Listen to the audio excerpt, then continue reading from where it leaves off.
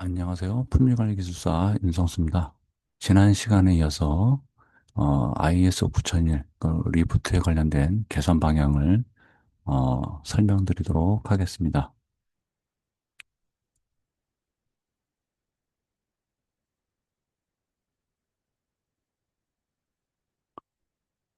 우선 우리가 문제를 정의할 때는 그 현재의 수준과 희망하는 수준의 우리 차이를 갭을 문제라고 보고요.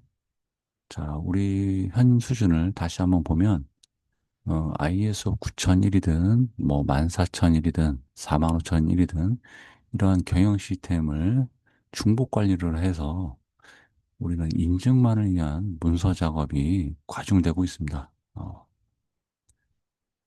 이 부분을 좀 더 이해하기 쉽게 한번 설명을 드린다면, 음, 원래는 이런 식으로 그, 그 회사에서 경영적으로 관련된 업무하는 부서, 또 제품을 서비스를 제공하기 위한 어, 영업부터 뭐 개발해서 생산까지 이르는 어떤 그 프로세스가 있을 거고요. 부서가 있을 거고 이런 것들을 지원하기 위한 뭐 시설이나 인사 관리들이 지원하는 업무 부서가 있을 거예요.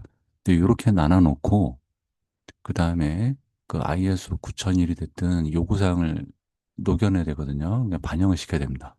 자, 샘플로 하나 더 보여드리겠습니다.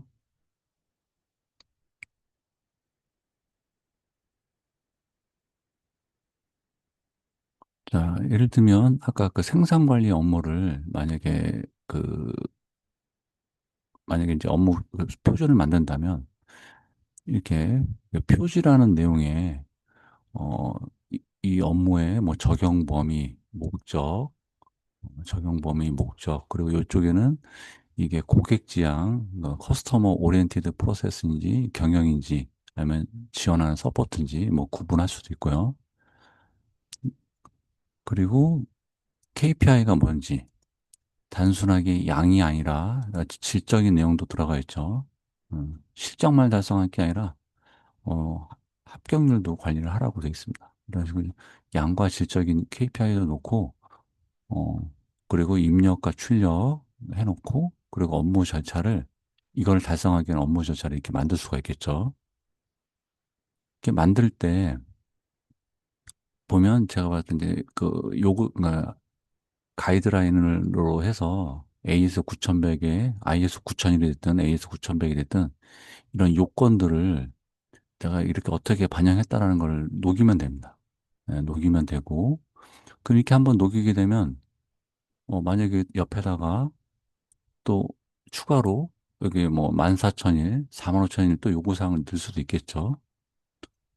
넣으면 또 이 표지에 가서 이 지표에 14,000일의 그 환경 관련 또는 45,000일의 안전 관련된 또 여기다 목표를 넣으면 돼요.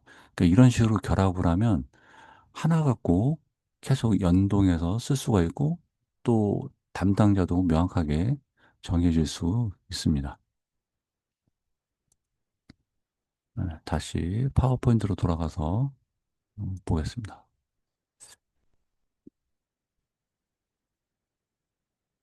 음. 일단 그러다 보니까 뭐 제대로 녹이질 않으니까요. 어떻게 되냐면은 이런 요구사항들을 그냥 업무 규정으로 만들어 버려요. 어, 뭐 리스크 관리 규정, 뭐 리더십 관리 규정, 뭐 의사소통 규정, 문서 정보 규정 이렇게 많이 만들어서 ISO 9000을 막 만드는 사람들도 굉장히 많아요. 그러다 보니까 이런 것들이 나중에 어, 접목이 안 됩니다. 업무 부서나 그런 걸 ISO 9001을 녹여낸 다음에 어, 여기에 관련된 내용 그 비슷한 곳에 같은 배치에 있는 곳에 이렇게 반영하면 되는데 지금 그렇게 안 돼 있어요. 음, 그래서 어, 중복 관리를 좀 피하는 방법을 좀 찾아야 될 필요가 있고 그리고 경영 기획 단계에서 좀 전에 얘기했지만 양적으로만 보지 말고 각 부서별로 질적으로 어떻게 관리해야 될지 역할하고 성과 KPI를 정의할 필요가 있습니다. 그래서 영업 담당자도 계약 검토를 잘해서 단순하게 수주만 많이 받아오는 게 아니라 기술 영업을 통해서 뭐 고객 불만을 줄인다든지 아니면 그 영업이익을 그 충분히 늘린다든지 할 수가 있겠죠. 뭐 많이 받아왔는데 이익이 안 나면 아무 의미가 없습니다. 그리고 개발도 마찬가지죠. 개발도 나는 승인을 많이 했다가 중요한 게 아니라 그것도 중요하지만 많이 했으나 양산성도 충분히 높게 많이 해야 됩니다. 그래서 질적인 역할도 가져가야 됩니다. 그래서 특히 요 부분 같은 경우도 제품은 품질 아니야? 하면서 자기는 대충 하고 뒤에서 품질 부서를 만들어서 관리하는 이런 행태가 우리나라에서 많이 벌어지고 있죠. 그래서 이 앞에서 했었으면 1로 막을 걸 뒤에서 100으로 막고 있는 겁니다. 자, 만약 이제 그 희망하는 수준은 어떻게 되냐면요.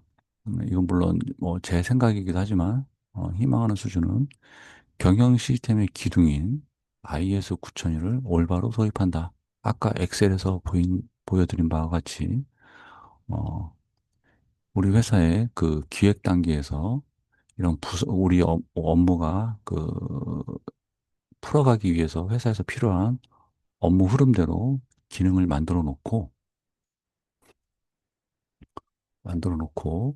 그 다음에 전사적으로, 토탈, 퀄리티, 질을 관리할 수 있도록,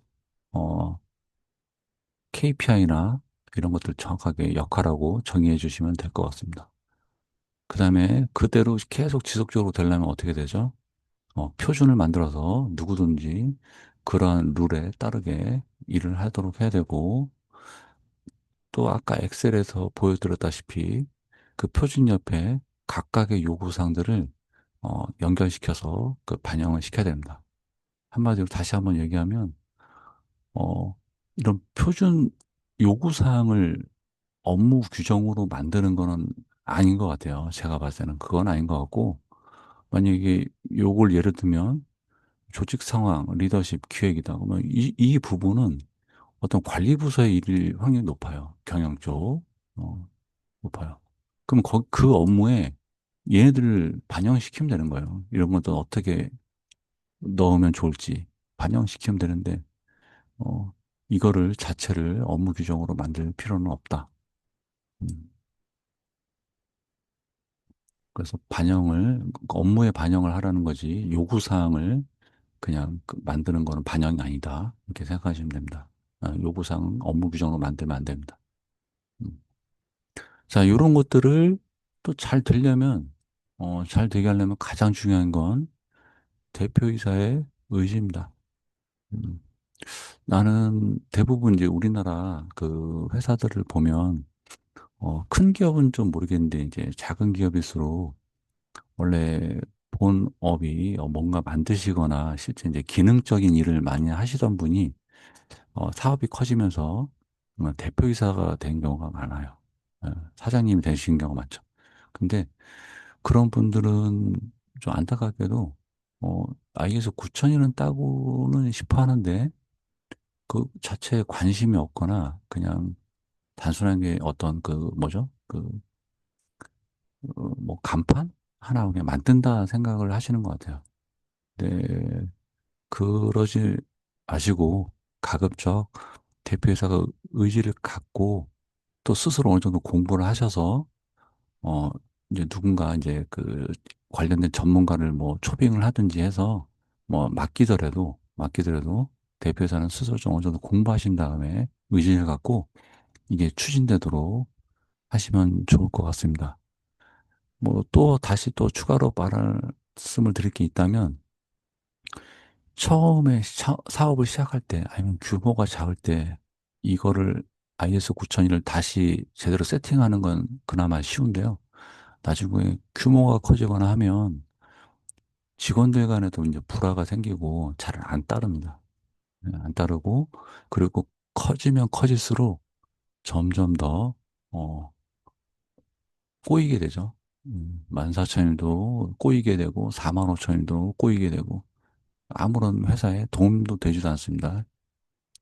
왜냐, 담당도 불명확하고, 어떤 그 업무에 대한 어떤 이해도도 떨어지다 보니까, 그 업무에 대한 이해도도 떨어지다 보니까, 사건, 사고는 계속 날 겁니다. 그래서 대표이사가 의지가 가장 중요하다라고 말씀을 드릴 수 있을 것 같습니다. 음, 어, 오늘은 여기까지 말씀드리고요. 다음 시간에는 또 이어서 또 설명을 또 드리도록 하겠습니다. 이상 영상을 마치도록 하겠습니다. 감사합니다.